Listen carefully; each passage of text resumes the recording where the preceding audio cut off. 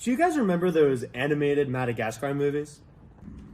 Yeah, good movie. Yeah, it's a very good movie. So speaking of the Madagascar movies, here with me today I have three experts on certain topics of Madagascar, and as many of you know, I'm a civil societarian. I know a lot about civil society, but there's a lot of areas of Madagascar that I don't know a lot about, and that's what I called these three men in here for me today. So can you guys please tell me a little bit about yourselves and what your area of expertise is? I'm Marty. I'm the historian of Madagascar. I'm Mort. I'm the political institutionarian of Madagascar. I am Melvin, and I am an economic institutionarian.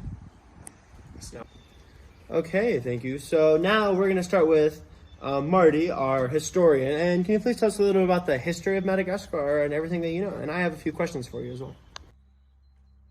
There were three major events in the history of Madagascar: unification, French colonization, and independence. First, with unification, that was 1817 to 1828. Led by King Radama I, it started to unify fragmented ethnic and political groups. It laid the foundation for a centralized state and established Antananarivo as the capital. It was heavily influenced by the British in education and religion. We then move on to the French colonization, 1896 to 1960. In that time, Madagascar becomes a French colony after the Franco-Hova Wars. Despite armed resistance, the monarchy was abolished and French control deepened. Infrastructure and administrative systems were introduced and sovereignty was suppressed. And then third, you have independence, which started in 1960 and is currently going on today. It gained independence June 26, 1960. The first president was Philibert Saranana, and it was the independence was based on a national uprising that led to its independence. Okay, so you said that Madagascar gained their independence. So was that through peaceful or violent means, and how did they do so? Good question. There was a national uprising in 1947, and after that there was a period of social change, which led Madagascar into becoming a semi-autonomous republic of France in 1958. And it finally gained its independence 2 years later. And was it peaceful or not? There was no war involved with it, so it was peaceful. Okay, thank you. That makes a lot of sense. And can you tell us a little bit about the leaders of Madagascar? I can, yeah. So the first major leader was Rainalai Riveni. He was the main prime minister of the 1800s. He was prime minister from 1828 to 1896. He was prime minister under three monarchs. He modernized the army, government, and legal system, aligning with Western models to resist European colonization. He also outlawed slavery, promoted Christianity, and diplomatically engaged with Britain and France. So you said that he modernized the army, government, and legal system. So how did he do that? Well, another good question. Rainalai Riveni, he completely restructured the army to make it stronger. He also helped change Madagascar from an absolute monarchy to a constitutional monarchy. Okay, that seems like that did a lot for Madagascar. And can you tell me a little bit more about some of the leaders of Madagascar? Well, now we have the reformer, Didier Ratsiraka. He was president from 1975 to 93, and then again from 97 to 2002. He implemented the Red Book policies in 1975, outlining a socialist revolution with nationalization of industries. Okay, so you mentioned Red Book policies. Can you please explain this for us a little more?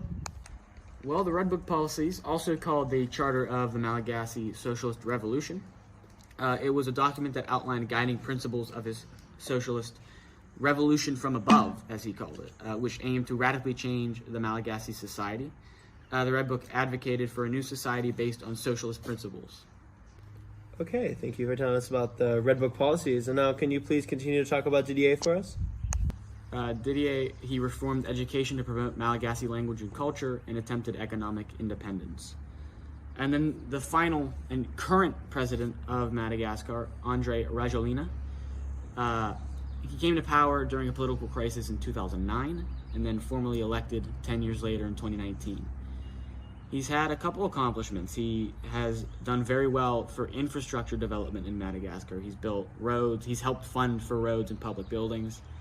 He did push a controversial herbal remedy called COVID organics during the COVID-19 pandemic, which essentially had people just eating plants, and he thought that would help with COVID, which is why it's controversial.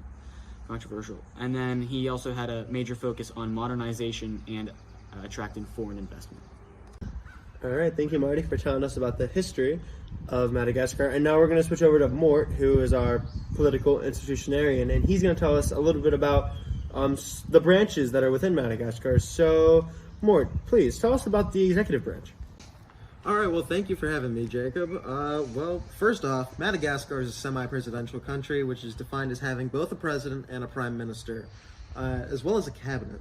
It's a representative democracy and a multi-party republic, as opposed to having only two parties that have the potential to be put into power. So, you asked about the executive branch. The head of state is the president, which is Andry Rajoelina. The president's directly elected to a 5-year term that is renewable twice. The head of government is the prime minister, which is Christian Nse, which is appointed by the president. As far as their powers, the executive power is exercised by the government, and it also has a legislative power. And as far as checks on other branches, the executive branch, the president can dissolve the National Assembly. Okay, so you mentioned President Rajoelina, and is he a part of any major political parties within Madagascar, and are there any other ones that threaten their presidential position? That's a good question. So the current president of Madagascar is a member of the Young Malagasy's Determined Party. It is the largest political party in Madagascar today, followed by the Groupe Parlementaire Un pour la République, which I believe is French, and the I Love Madagascar Party. Okay, thank you for telling us about some of those political parties that definitely have some fun names. And now, can you please tell us about the legislature? All right, sure, yeah. So it is a bicameral legislature, with the lower house being the National Assembly and the upper house being the Senate. The National Assembly has 163 members.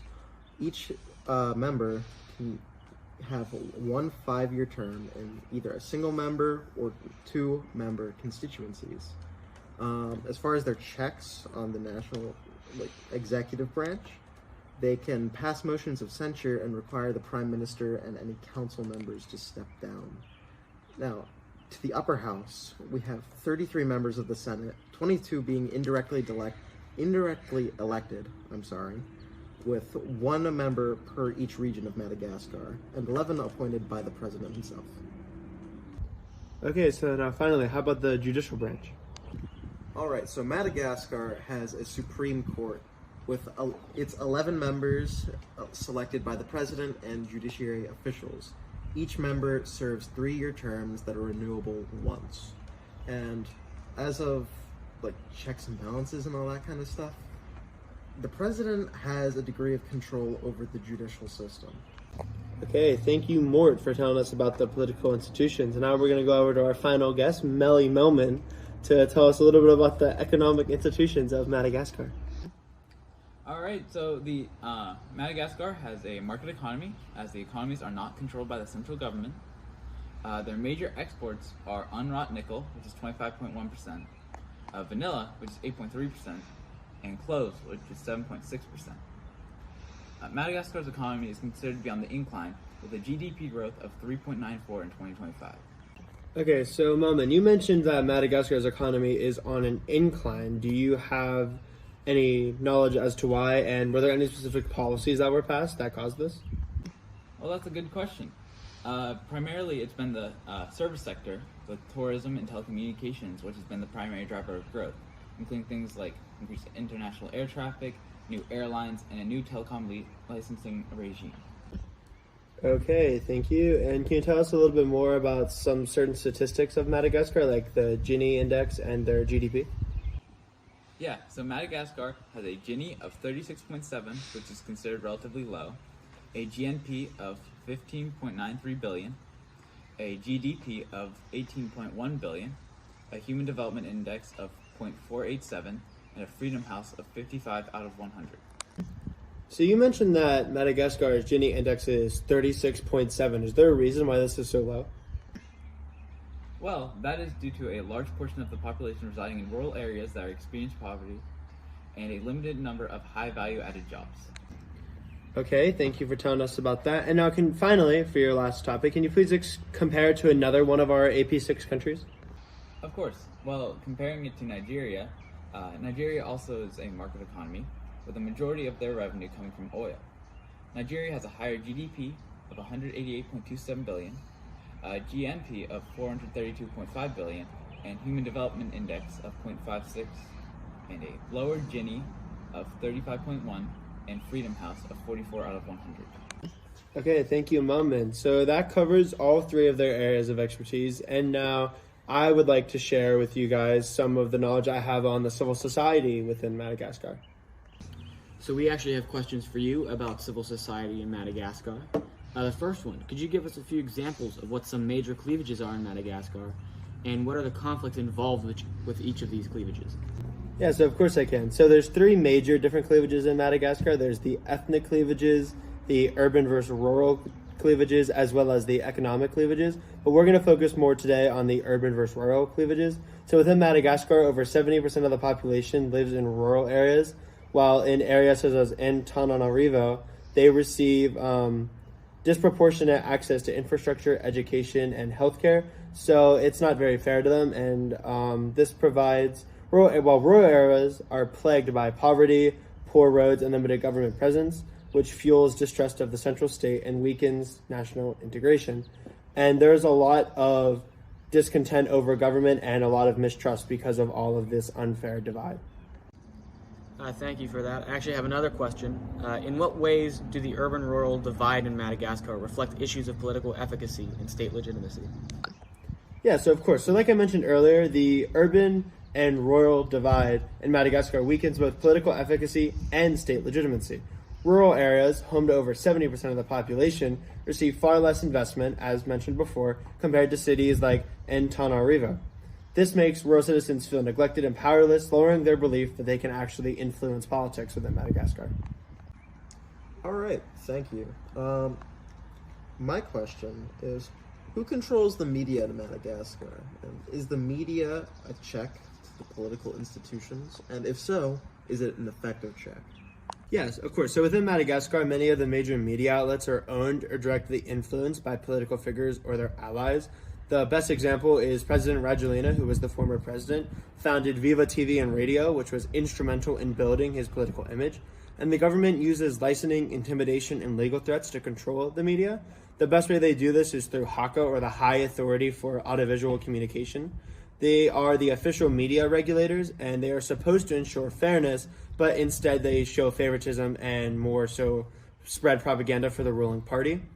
And in theory, the media is a good check, but it's mainly used for a means of political competition, no accountability.